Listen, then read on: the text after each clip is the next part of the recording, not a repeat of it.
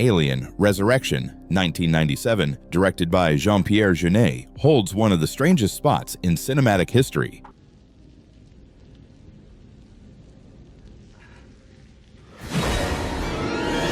As the fourth installment in a legendary sci-fi horror series, it had the impossible task of following James Cameron's action-packed Aliens and David Fincher's bleak, divisive Alien 3.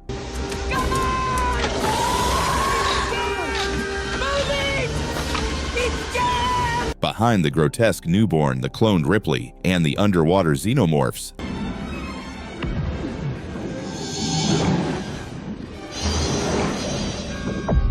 the making of the movie was a chaotic journey filled with shocking what-ifs, on-set disasters,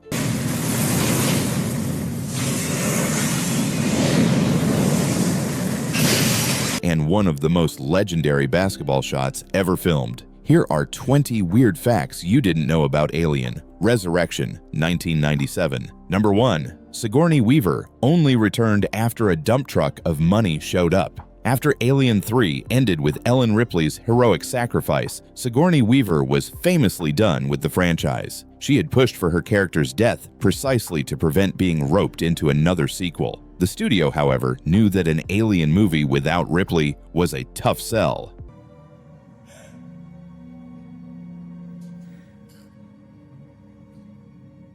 So, how did they convince her to come back from the dead? According to Weaver herself, it was simple. They basically drove a dump truck full of money to my house. She was paid a staggering $11 million to reprise her role as a cloned version of Ripley. To put that in perspective, her salary alone was equal to the entire budget of the original 1979 Alien. The studio's bet paid off, as her return generated huge buzz, but it all came down to a financial offer she simply couldn't refuse. Number 2. The original script cloned Newt, not Ripley. Before Sigourney Weaver was officially on board, the script needed a new protagonist. The writer, a then up-and-coming Joss Whedon, pitched an idea that focused on a cloned version of Newt, the young survivor from Aliens. His vision was reportedly much closer in tone to his later work on Buffy the Vampire Slayer, blending sci-fi action with youthful energy. However, the studio was hesitant. They feared that audiences wouldn't connect with a fourth film if it didn't feature the franchise's iconic star.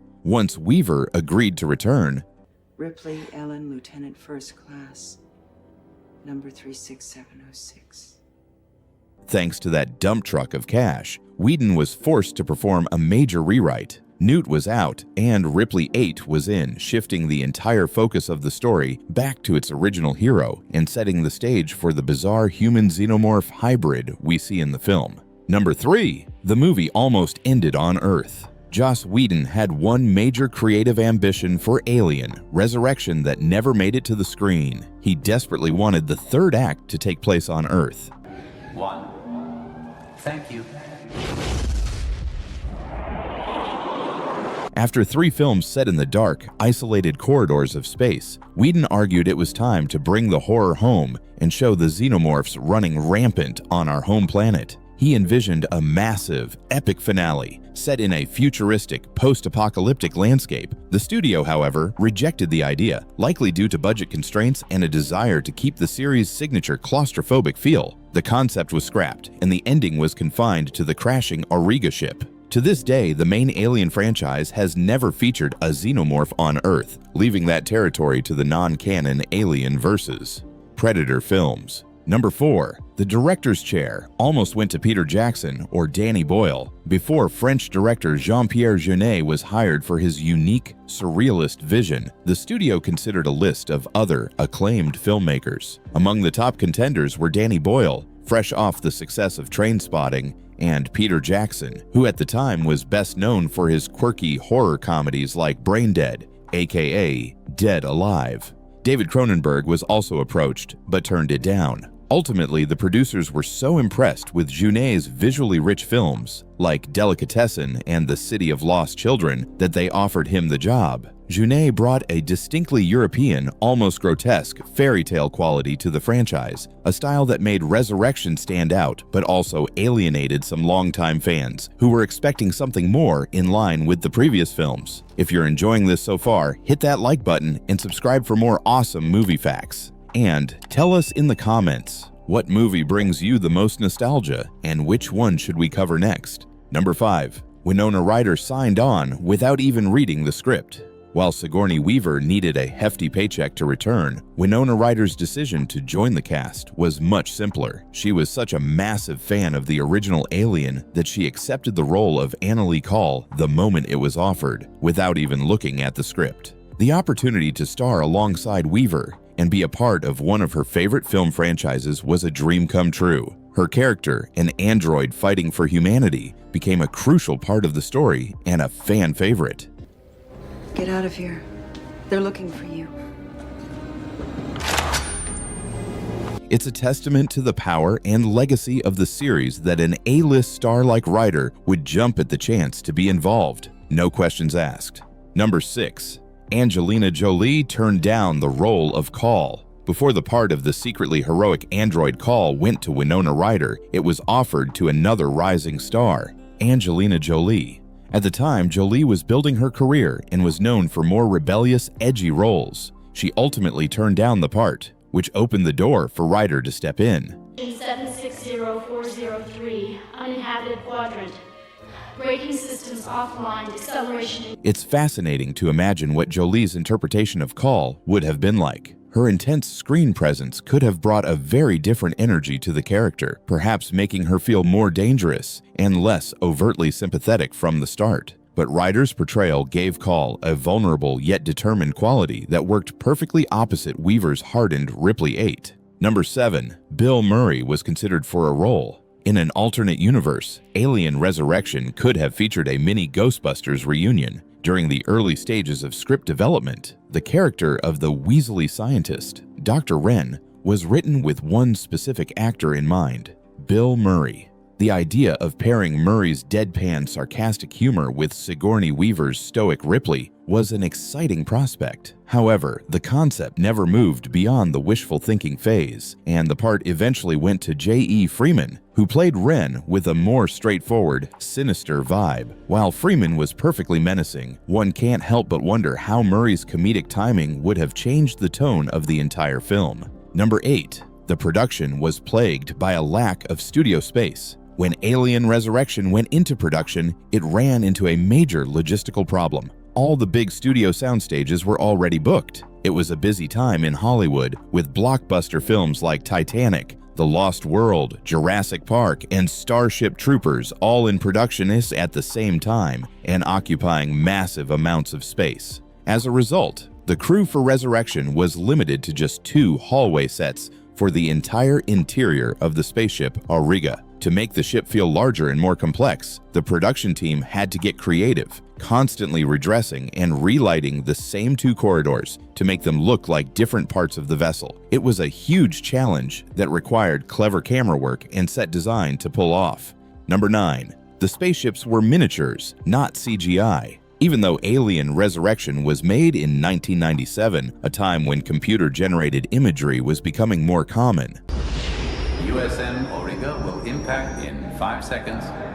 4, 3. The visual effects team decided to go old school for the spaceships. They felt that the CGI technology of the day still couldn't make the ships look realistic enough, especially when it came to capturing the gritty, used future aesthetic of the Alien universe. So instead of rendering them on a computer, they built incredibly detailed miniatures of the Auriga and the Betty. This practical approach gave the ships a tangible weight and texture that CGI might have struggled to replicate, ensuring they fit seamlessly into the world established by the previous films. Number 10. A superfans collection saved the Alien Queen. When it came time to create the Xenomorph Queen for the film, the production team hit a snag. The original props and molds from James Cameron's Aliens had either been lost or were too damaged to be used again. With no official template to work from, the studio had to find another solution. In a stroke of luck, they located an alien superfan who had built his own life-sized, screen-accurate replica of the Xenomorph Queen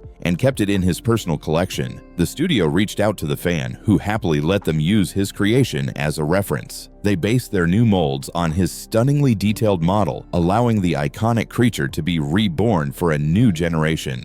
Number 11. The director insisted on making the alien eggs more alive.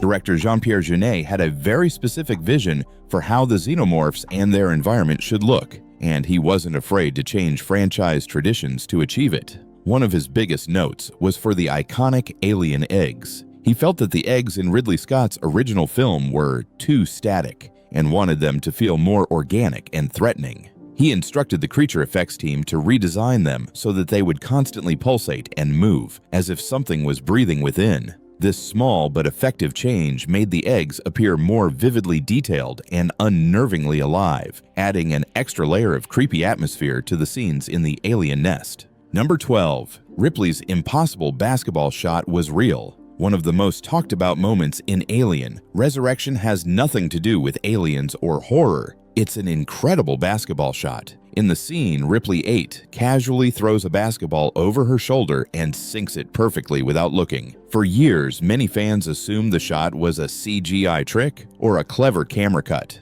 The truth is, Sigourney Weaver made the shot herself. Though it wasn't on the first take as rumors suggested, she practiced for weeks to get it right. On the day of filming, after many attempts, she finally sank the impossible shot. Actor Ron Perlman was so genuinely surprised that he broke character, and his reaction in the final cut is completely real. Weaver has called it one of the best moments of her entire life. Number 13. The underwater sequence took 3 weeks to film. The film's famous underwater chase scene, where the surviving crew members swim through a flooded kitchen while being pursued by xenomorphs, was an incredibly ambitious and difficult sequence to shoot. It required a massive, specially constructed water tank on the studio lot and took a grueling 3 weeks to complete. The actors and crew spent long days submerged, dealing with complex choreography, heavy equipment, and the constant challenges of filming in water. The sequence pushed everyone to their limits, but the end result was one of the most unique and memorable action scenes in the entire Alien franchise, proving that xenomorphs are just as terrifying underwater. Number 14. Ron Perlman almost drowned during filming. The underwater scene wasn't just difficult, it was dangerous.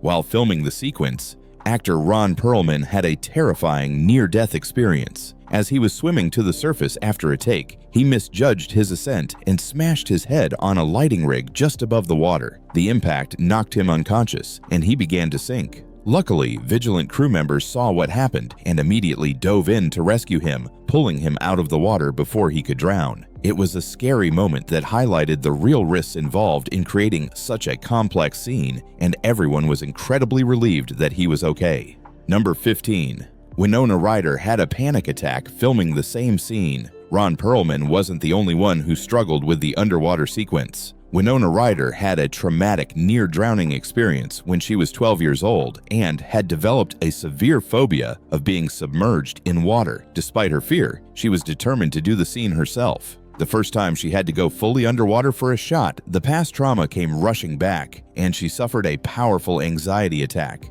The cast and crew were incredibly supportive, and with their help, she was able to push through her fear and complete the sequence. Her bravery in confronting a deep personal phobia for the sake of the film is truly commendable. Number 16. The Ripley 7 clone was a disturbing practical effect. One of the film's most unsettling scenes is when the crew discovers a lab filled with the failed, grotesque attempts at cloning Ripley. The most memorable of these is Ripley 7, a half-formed, suffering creature that is still alive and begs the real Ripley to kill it. This horrifying figure wasn't CGI. To create the effect, Sigourney Weaver's head came up through a hole in the floor of the set. The rest of the creature's mangled body was a complex combination of prosthetics and animatronics built around her. The seamless blend of the live actor with the mechanical puppet created a deeply disturbing and tragic figure, making the kill me scene one of the most powerful and haunting moments in the entire movie. Number 17. The newborn alien originally had visible genitalia. The The film's final creature, the human xenomorph hybrid known as the Newborn, was designed to be as unsettling as possible. Its pale skin, oddly human-like eyes, and emotional expressions were a stark departure from the traditional alien design. However, the original concept was even more shocking. The initial design for the hybrid creature featured both male and female sex organs, making it a true and explicit anatomical fusion of two species. The studio felt this was a step too far, even for an R-rated horror film, and ordered the genitalia to be digitally removed in post-production. The final creature is still plenty creepy, but its original design was far more graphic. Number 18. The newborn's birth scene was filmed in a rush. The dramatic scene where the newborn bursts from the alien queen's womb was shot under immense pressure. On the day of filming, the massive, complex set for the queen's chamber wasn't fully finished. With time running out and the crew on a tight schedule, director Jean-Pierre Jeunet had to improvise. He decided to film all of Sigourney Weaver's close-ups and reaction shots first, while the set builders frantically worked in the background to finish constructing the rest of the set just in time for the wider shots. It was a race against the clock, but the crew pulled it together, delivering one of the film's most shocking and pivotal moments. Number 19. An Alien vs. Predator movie was an early idea for the fourth film. Long before the 2004 film Alien vs. Predator was made, the concept of pitting the two iconic sci-fi creatures against each other was floated as a potential direction for the fourth Alien movie. 20th Century Fox owned both properties, and the idea of a crossover had been popular in comic books for years. Some early concepts for what would become Resurrection explored this crossover, but the studio ultimately decided to keep the focus squarely on Ripley and the Xenomorphs. The crossover idea was shelved for several more years until it was finally brought to the big screen, leaving Resurrection to carve its own unique path in the franchise. Number 20. It was the least successful film in the franchise. Despite the much-anticipated return of Sigourney Weaver as Ripley and a sizable budget of $70 million, Alien Resurrection struggled to resonate with audiences in the way its predecessors had. The film ultimately grossed $161.4 million worldwide, which, while not a total financial disaster, positioned it as the lowest-earning entry in the Alien series at the time of its release. Opening in November 1997, it faced tough competition at the US box office and failed to claim the top spot. Instead, it was beaten by Disney's family-friendly Robin Williams comedy Flubber, a clear sign that Resurrection wasn't capturing the broad audience it hoped for. Critics and fans alike were divided on the film's bizarre tone and creative direction. Whereas Ridley Scott's Alien delivered claustrophobic horror and James Cameron's Aliens leaned into military action, Resurrection took a much stranger route. Its mix of grotesque body horror, dark humor, and surreal visuals, heavily influenced by French director Jean-Pierre Jeunet's unique sensibilities, created a movie that felt at odds with the franchise's established identity. Even the presence of Weaver, who returned under unusual circumstances, playing a resurrected part alien clone of Ripley, wasn't enough to win over skeptics. For some, the bold creative risks were intriguing. For others, they felt like a betrayal of what made the series great in the first place. As a result, Alien Resurrection has secured its legacy as the controversial black sheep of the franchise, financially underwhelming, tonally divisive, and endlessly debated by fans. And that's 20 weird facts about Alien Resurrection. From last-minute script rewrites and on-set accidents to that unforgettable, once-in-a-lifetime basketball shot by Sigourney Weaver, the behind-the-scenes story of the film is just as unpredictable as the movie itself. If you enjoyed the video, don't forget to like, subscribe, and comment on which movie we should cover next.